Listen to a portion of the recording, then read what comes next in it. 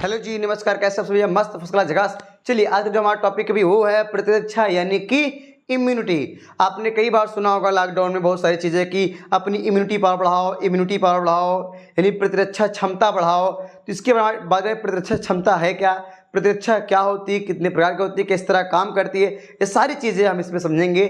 थोड़ा ध्यान से टॉपिक को अच्छे से समझिएगा, ठीक है। जो हमारा टॉपिक क्या है फिर आज थोड़ा समझ लेते हैं। क्या भैया? प्रतिरक्षा। टॉपिक हमारा क्या है? प्रतिरक्षा। इसे क्या बोलते हैं इंग्लिश में भैया? इम्यूनिटी। इम्यूनिटी। चलो, अपनी अपनी भैया प्रतिरक्षा क्षमता बढ़ाओ, थोड़ा सा देख लो प्रतिरक्षा क्षमता क्या है। तो जो प्रतिरक्षा क्षमता होती है, प्रतिरक्षा यानी इम्यूनिटी, ये दो प्रकार की होती है यार। पहले समझना, अच्छा इसे कहते किसे हैं, किसे कहते हैं इम्यूनिटी? क्या है प्रतिरक्षा क्षमता? तो भैया सिंपल सा, जंतुओं की रोगजनक जीवों से लड़ने की जो क्षमता है प्रतिरक्षा क्षमता कहलाती है। सिंपल सा भैया, रोग कारकों से लड़ने की जो क्षमता हमारे अंदर है वही प्रतिरक्षा क्षमता कहलाती है। सिंपल सा, ठीक। जो रोग से लड़ने की क्षमता होती है हमारे अंदर, जीवों के अंदर रोग से लड़ने की जो क्षमता होती है या रोगजनक जीवों से जो लड़ने की क्षमता होती है वही प्रतिरक्षा क्षमता कहलाती है। ये क्या, ये होती है दो प्रकार की। कितने टाइप की होती है? दो प्रकार की होती है, दो प्रकार की होती है। तो पहला जो है, अब थोड़ा समझ लेते हैं इसको डिटेल में। पहले हम बोलते क्या? सहज प्रतिरक्षा। सहज प्रतिरक्षा, इसे बोलते हैं इसमें इनेट इम्यूनिटी। ठीक है भैया। और दूसरी वाली क्या होती है, उसे हम बोलते हैं उपार्जित प्रतिरक्षा।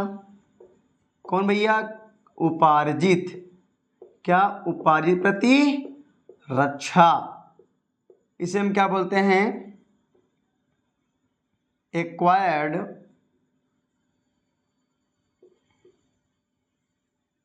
इम्यूनिटी। क्या बोलते हैं? Acquired immunity. अब इन दोनों को हमें ध्यान से समझना होगा कि सहज प्रतिरक्षा क्या है, उपार्जित प्रतिरक्षा क्या है। तो थोड़ा सा समझो ध्यान से कि भैया सहज प्रतिरक्षा मतलब है वे प्रतिरक्षा जो हमारे अंदर या जीवों के अंदर जन्म से आती है, वह सहज प्रतिरक्षा कहलाती है। सिंपल सा भैया, जो जीवों में जन्म से आती हो, अरे पैदा होते मन जो प्रतिरक्षा आए वही तो क्या है? सहज प्रतिरक्षा। सिंपल सा हो गया। हाँ ठीक है। अच्छा फिर समझो कि जीवों में जन्म के साथ आने वाली सभी प्रतिरक्षा को क्या बोलते हैं? सहज प्रतिरक्षा। इससे एक नाम और भी है, इसे हम बोलते हैं गैर विशिष्ट प्रतिरक्षा। क्या कहते हैं भैया? गैर विशिष्ट, गैर विशिष्ट प्रतिरक्षा। क्या बोल दे इसे भैया? हम लोग गैर विशिष्ट प्रतिरक्षा भी कहते हैं इसे। क्या बोलते हैं? गैर विशिष्ट प्रतिरक्षा।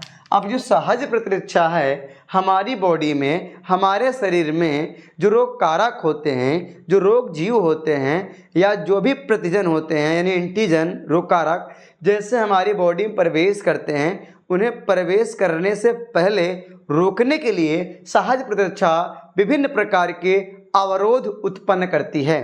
अवरोध मतलब रोकती है, विभिन्न के अवरोध यानी रोध उत्पन्न करती हैं। वो कौन कौन से अवरोध हैं थोड़ा समझते हैं। आ जाओ समझते हैं भाई।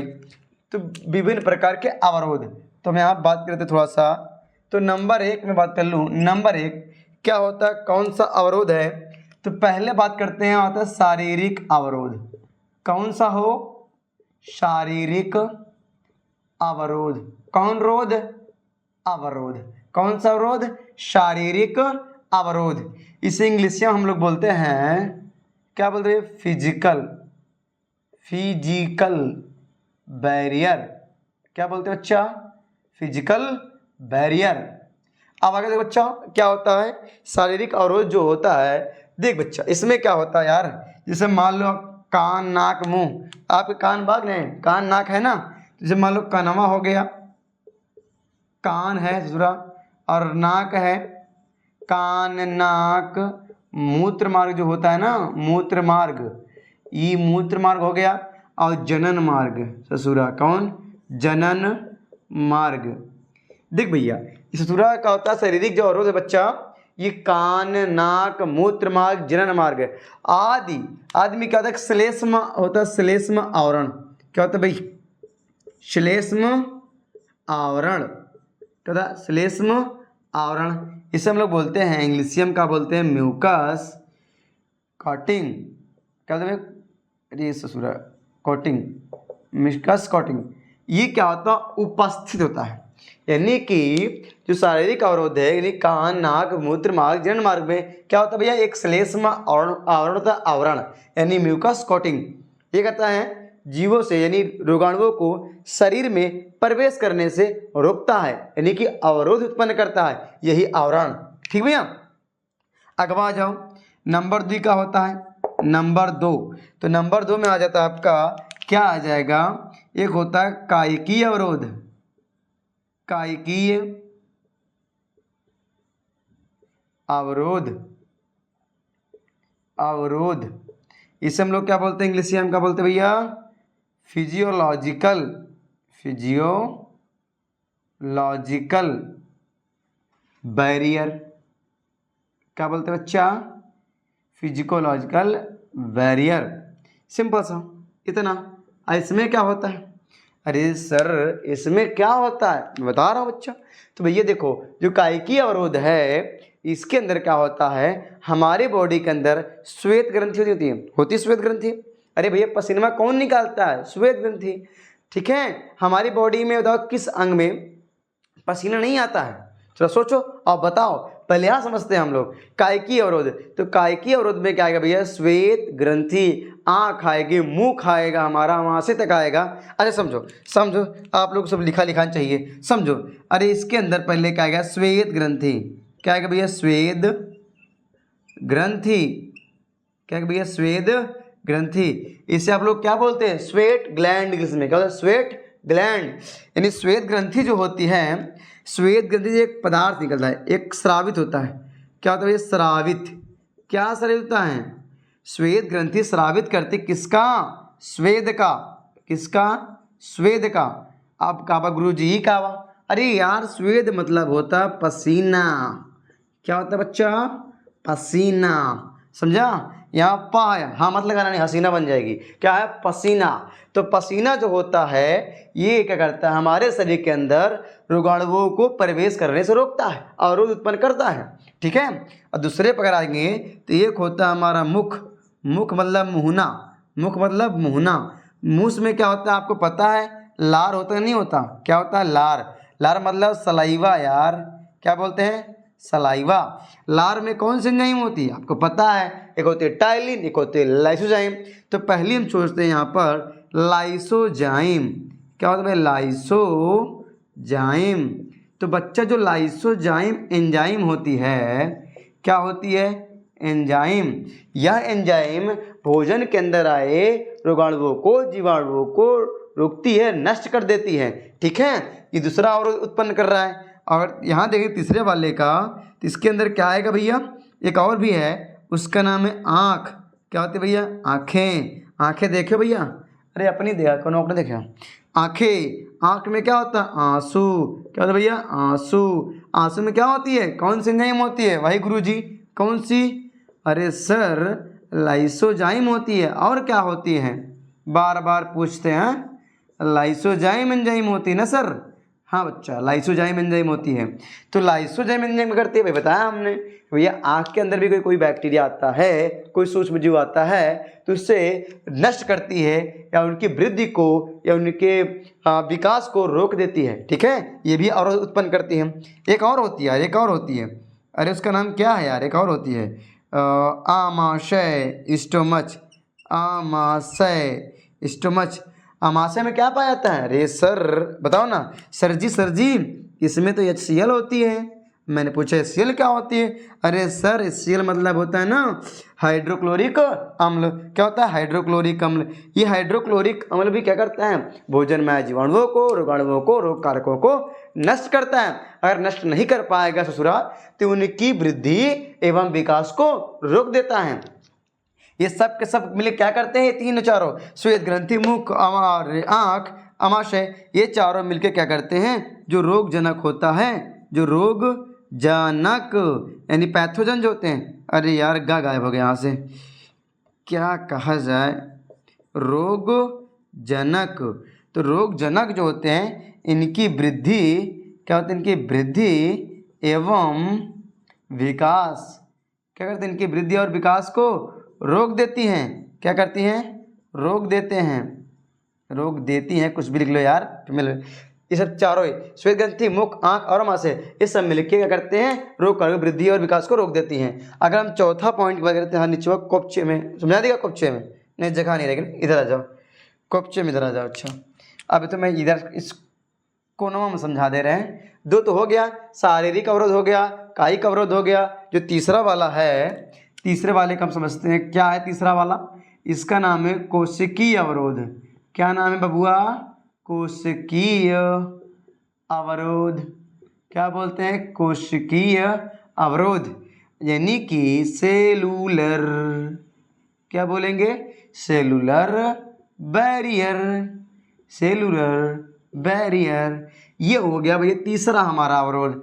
ये क्या करता है, अरे कुछ नहीं करता, इतना करता है कि ससुरा जो ये नहीं था एक रोगाणुआ रोगजनक, ये रोगजनक जो होता है हमारी बॉडी में क्या करता है, जब शारीरिक अवरोध से और कायिक अवरोध से छुपते छुपाते हमारी बॉडी में घुस जाता है। कहा था, हमारे शरीर के अंदर घुस जाता है। जब घुस जाएगा कौन, यही रोगजनक यार, पैथोजन, एंटीजन, अगर हमारे शरीर के अंदर घुस जाएगा इन दोनों से छुपते छुपाते, किससे छुपेगा भैया, तो बता दीजिए बच्चा, क्या बताओगे सर जी, पहले तो रुक जाइए, छुपेगा शारीरिक अवरोध से, किससे भैया, शारीरिक अवरोध, और एवं मान लेते हैं कायिक अवरोध। हाँ सर, कायिक अवरोध हो गया, शारीरिक अवरोध और कायिक अवरोध से छुपकर, कैसे भैया, छुप कर जब शरीर के अंदर प्रवेश करते हैं, कहाँ भैया, शरीर के अंदर क्या होते हैं, प्रवेश कर जाते हैं, क्या करते हैं, प्रवेश। जब भैया शारीरिक अवरोध और कायिक अवरोध से रोगजनक छुपते छुपाते बॉडी के अंदर प्रवेश कर जाते हैं, तो हमारी कोशिकीय जो कोशिकाएं होती हैं, जो कोशिकीय अवरोध उत्पन्न करते हैं, वो कोशिकाएं इन्हें ढूंढ ढांड के पहचान कर दौड़ा के मारती हैं, पटक के मारती हैं, एकदम इनको हालत खराब कर देती है हमारे। तो कौन कौन है भैया वो, तो कौन कौन कोशिकाएं हैं, तो पहले कोशिका WBC के सब लड़कियां बच्चा हैं, इनका पूरा परिवार है WBC का ना। ल्यूकोसाइट जो होते हैं, श्वेत रुधिर कणिकाएं, व्हाइट ब्लड कार्पोसाइट्स, तो पता होगा आपको, नाउ कॉमन सी चीज़ है। तो भैया जो WBC परिवार है, इनके जो लड़कियां बच्चे नाती पोता इनके हैं, ये सब उसको मार, जैसे मान लो मेरे पास है इओसिनोफिल्स,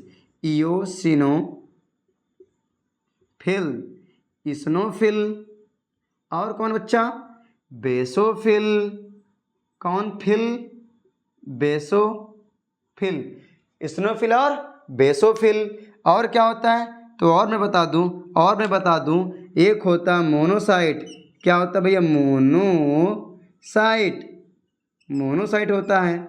और क्या होता है, बोलोगे सर माइक्रोफेज भी तो है, मैं बोलूँगा यस सर, माइक्रोफेज यानी किसे में क्या बोलते हैं, भक्षाणु। क्या बोलते हैं भैया, भक्षाणु। ये साला जो भक्षाणु होता है, इसे बोलते हैं महाभक्षाणु, ये बृहत भक्षाणु, बड़का वाला।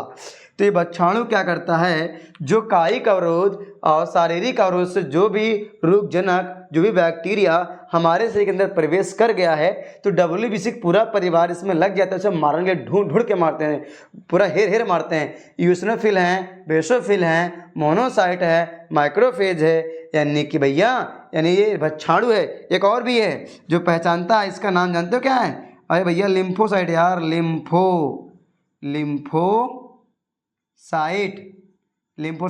यानी से बोलते हैं हिंदी लसिकाणु यार, लसिकाणु। क्या बोलते हैं, लसिकाणु। ये क्या करते हैं, ये सब ढूंढ के हमारे अंदर रोगाणुओं को मार देते हैं। अच्छा ठीक है, इतनी बात समझिए।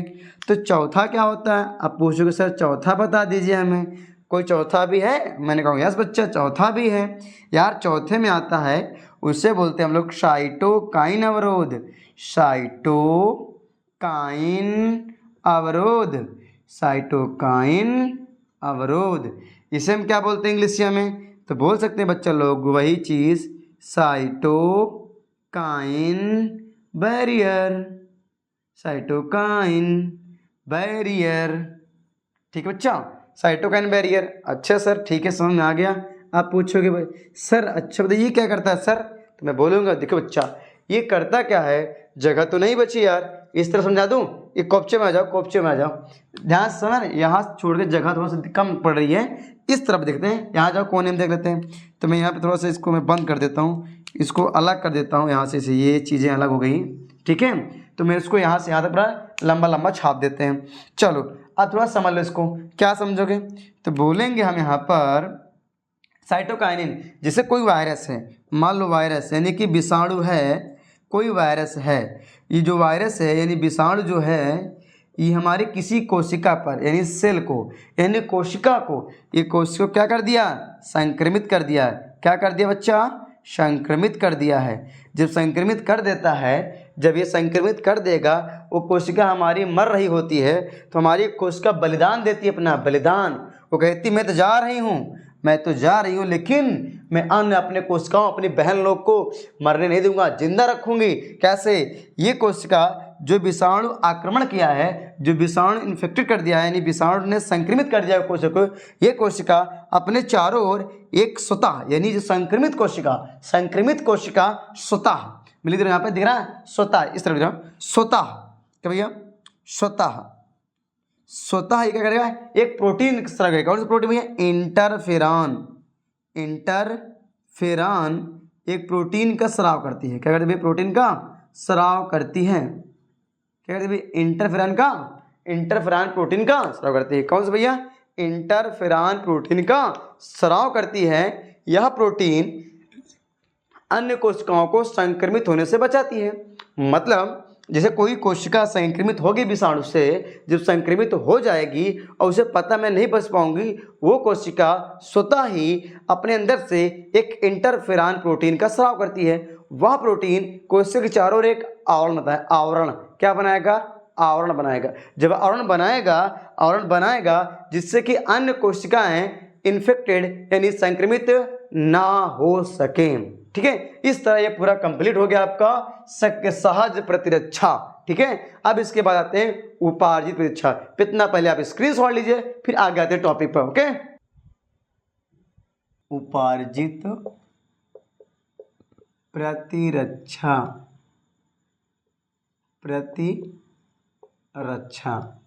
इसका मतलब क्या होता है भैया?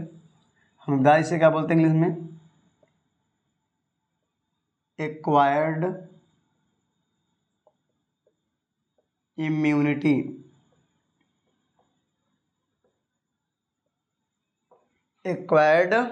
इम्यूनिटी।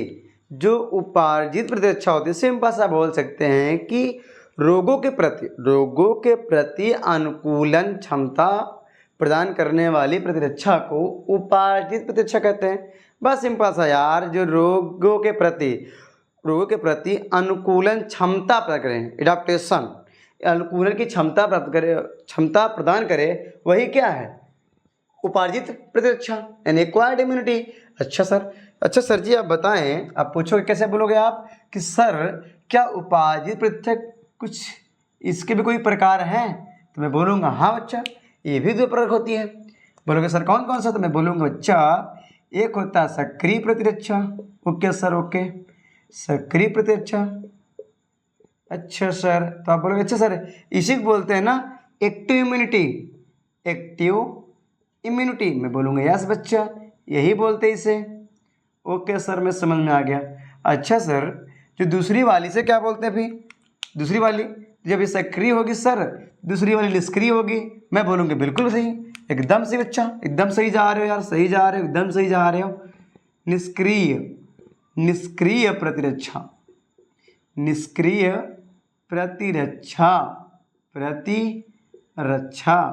यानी सर इसे हम क्या बोल सकते हैं? पैसिव ना, हम बोलेंगे यस।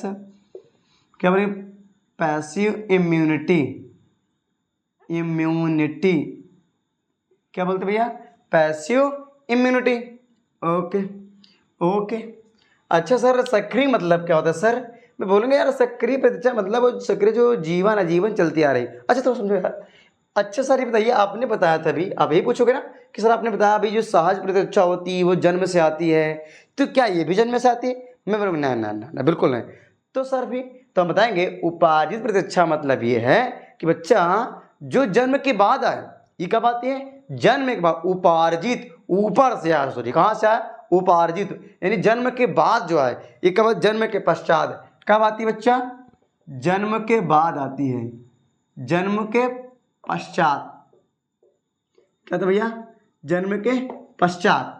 Okay sir.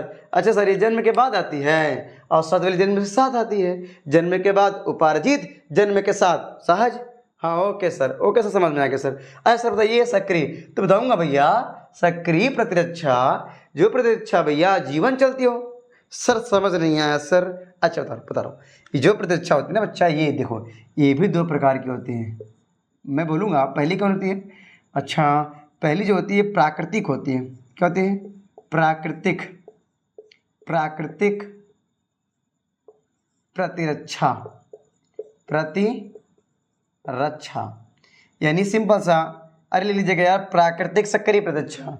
मैं लिख रुक जा, अरे क्या कहें यार, प्राकृतिक सक्रिय प्रतिरक्षा इतना लिख लिया करो भाई साहब, आप लोग तो समझ जाया करो, इतना लिखवा रहे तो आराम से।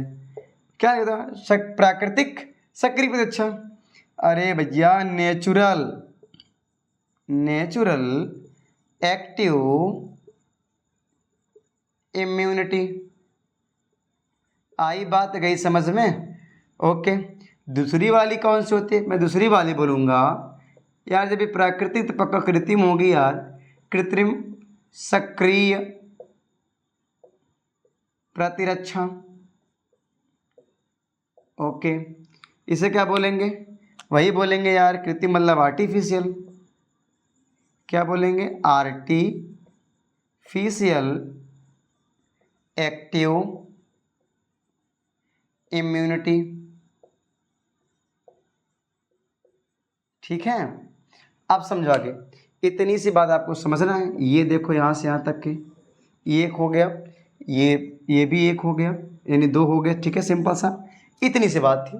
अच्छा सर, सर समझाएंगे कुछ? हम बोलेंगे अरे भाई वे प्रतिरक्षा जैसे मान लो हमारी बॉडी में सब चारों जो थे ना सहज वाले, वो सब और उत्पन्न करे थे। मान लो फिर भी हमको रोग हो गया, फिर भी रोग हो गया, तो जब रोग होगा तो जो प्राकृतिक प्रतिरक्षा है, प्राकृतिक सक्रिय प्रतिरक्षा है, यानी सक्रिय प्रतिरक्षा जो है हमारी बॉडी में जब कोई रोग आ जाएगा उससे लड़ती हैं, उससे मार के भगाती हैं, और मार के भगाने के बाद उनकी मेमोरी पावर याद कर लेती हैं, जो स्मृति होती है उनकी याद रखती हैं। तो सक्रिय प्रतिरक्षा यानी कि प्राकृतिक सक्रिय प्रतिरक्षा ये करती हैं, जो रोग होता है उन रोगों से रक्षा करती हैं। पहली बात, रक्षा करने के बाद उनको मार के भगाती हैं, हमारे शरीर को ठीक करती हैं, रोगों से लड़ती हैं। लड़ने के बाद ये हमेशा याद रखती हैं जो रोगाणु हमारे बॉडी में आया था उसको हमेशा पहचान रखती हैं, इसे मारेंगे और गिरा के मारेंगे।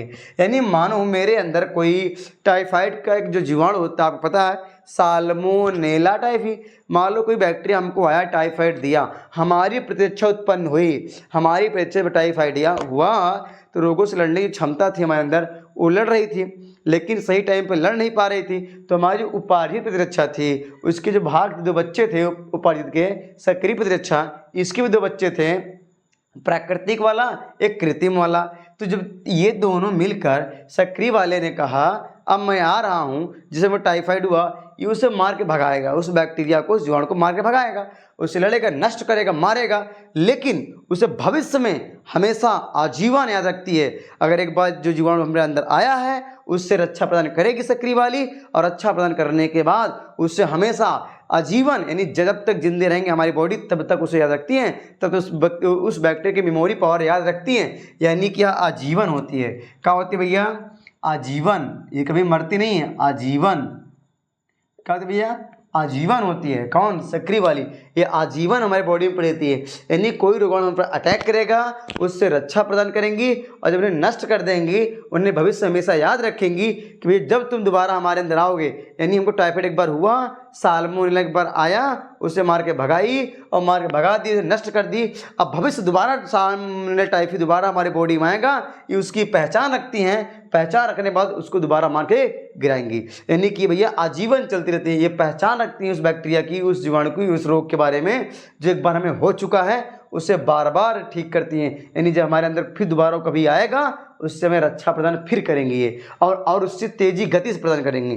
जैसे मान लो आज टाइफाइड है, हमें 4 दिन टाइफाइड रहा हुआ है, उससे लड़ने में 4 दिन लग गया, लेकिन जो दोबारा टाइफाइड होगा तो ये जीवाणु जो होगा, यानी जो सक्रिय प्रतिरक्षा है, उससे लड़ेगा और तीव्र क्रिया करके और जल्दी हमें रोगों से मुक्त कराएगा। ठीक भैया, ये इसका काम होता है प्राकृतिक सक्रिय प्रतिरक्षा।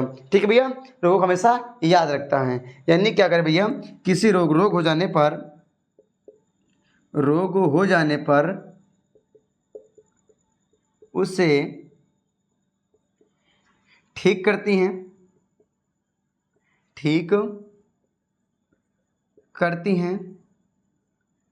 और रोगजनकों की स्मृति यानी मेमोरी पावर, स्मृति याद करते, मतलब मेमोरी पावर हमेशा याद रखती हैं और भविष्य में ठीक करती हैं और ठीक करती हैं और स्मृति करती, मतलब याद रखती हैं, उन्हें हमेशा याद रखती हैं और भविष्य में उन रोगाणुओं से लड़ने की क्षमता बढ़ा लेती हैं, लड़ने की क्षमता रखती हैं, मान लो, या बढ़ा लेती हैं। ठीक है, रोग हो जाने पर उसे ठीक करती हैं और उसकी स्मृति रख लेती अपने पास, और ये भविष्य में उन रोगाणुओं से लड़ने की क्षमता प्रदान करती हैं और तीव्र गति से, यानी तीव्र गति से, तीव्र एवं जल्दी, तीव्र एवं जल्दी, यानी मतलब उन्हें लड़ने से क्या तीव्र और जल्दी से कार्य करती हैं। अब आगे आ जाओ। अब जो कृत्रिम प्रतिरक्षा है, यानी जो प्राकृतिक वाला है, ये जब कोई दूसरा रोगाणु मान लो आ गया, उसको अंदर लड़ती हैं, जब लड़ने की इनकी क्षमता कमज़ोर पड़ती है, उतने अच्छे से काम नहीं कर पाती हैं, रोग को जल्दी ठीक नहीं कर पाते हैं, तो हम लोग आर्टिफिशियल जो एक्टिव इम्यूनिटी होता है, यानी कृत्रिम जो सक्रिय प्रतिरक्षा होता है, ये क्या करता है, उन रोगाणुओं से लड़ने की क्षमता प्रदान करता है। यानी कि भाई कृत्रिम जो इंसान द्वारा बनाया गया, जो साइंटिस्ट लोगों ने बनाया, क्या बनाते हैं यार, एक तो बनाते हैं यार क्या, इंजेक्शन बनाए होंगे, क्या होता है भैया इंजेक्शन, और दूसरा क्या होता है वैक्सीन, क्या होता है भैया वैक्सीन, यानी कि टीका। ठीक भैया, क्या होता है टीका। ईद क्या होता है, जब प्राकृतिक सक्रिय प्रतिरक्षा अच्छे से काम नहीं करती हैं, मतलब काम करती हैं लेकिन जल्दी से रोगाणुओं को रक्षा प्रदान नहीं कर पाए रोगाणुओं से, तो ये क्या करते हैं, हम लोग कृत्रिम रूप से इंजेक्शन लगाते हैं या फिर टीका लगाते हैं, जिससे क्या होते हैं, प्राकृतिक सक्रिय प्रतिरक्षा की पावर बढ़ जाती है, यानी उस लड़ने की क्षमता बढ़ जाती है और हमें रोगाणु से जल्दी से छुटकारा मिल जाता है। ये किसके द्वारा, इंजेक्शन द्वारा लगाया जाता है, और वैक्सीन होता है टीका, ये सबसे क्या होता है, हमारी इम्यूनिटी पावर बढ़ाई जाती है। ठीक है, इतना हो गया। और निष्क्रिय प्रतिरक्षा क्या होती है भैया, ये देखो यार, अब जब हमारी पूरी ये पारित सक्रिय प्रतिरक्षा जो पूरी तरह से काम करती है, ये कार्य करने में उतनी तेज़ कार्य नहीं कर पाती हैं उतनी तेज़ से, तो क्या करती हैं, जो हमारी निष्क्रिय प्रतिरक्षा है, निष्क्रिय प्रतिरक्षा में क्या होता है, ये प्रतिरक्षा जो रेडीमेड होती हैं, जो पूर्व निर्मित प्रतिरक्षी, इसमें क्या होता है, पूर्व निर्मित प्रतिरक्षी जो पहले से बनाई गई हो, पूर्व निर्मित प्रतिरक्षी यानी कि रेडीमेड एंटीबॉडीज,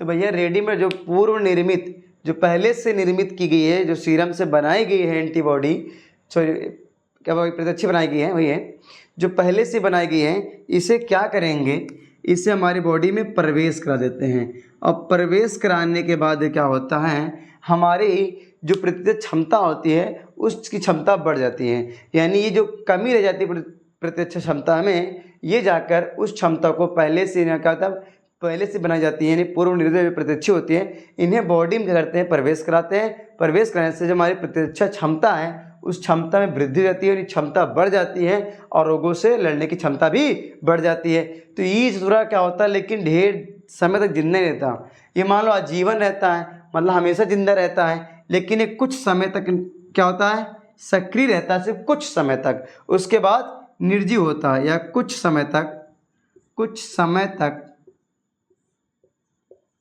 ही सक्रिय रहता है, कुछ समय तक ही सक्रिय रहता है। क्या तो भैया, कुछ समय तक ही सक्रिय रहता है, ठीक है। और ये वाला क्या सक्रिय प्रतिरक्षा है, ये आजीवन, ये हमेशा, एक बार कोई रोगाणु हो गया उसको हमेशा याद रखती है और उससे लड़ने की क्षमता प्रदान करती है, ठीक है। और ये वाला क्या होता है, ये पूर्व निर्मित प्रतिरक्षा, जो सीरम से बनाया गया है, पूर्व निर्मित प्रतिरक्षा मतलब प्रतिरक्षी, यानी रेडीमेड एंटीबॉडीज़, ये क्या होती है, हमारी बॉडी में जब इंजेक्ट किया जाता है, यानी हमारी बॉडी में प्रवेश कराया जाता है, तो हमारी जो प्रतिरक्षा प्रणाली है, ये जो प्रतिरक्षा क्षमता है उसमें वृद्धि होती है, नहीं लड़ने की क्षमता, रोगाणुओं से लड़ने की क्षमता बढ़ जाती है।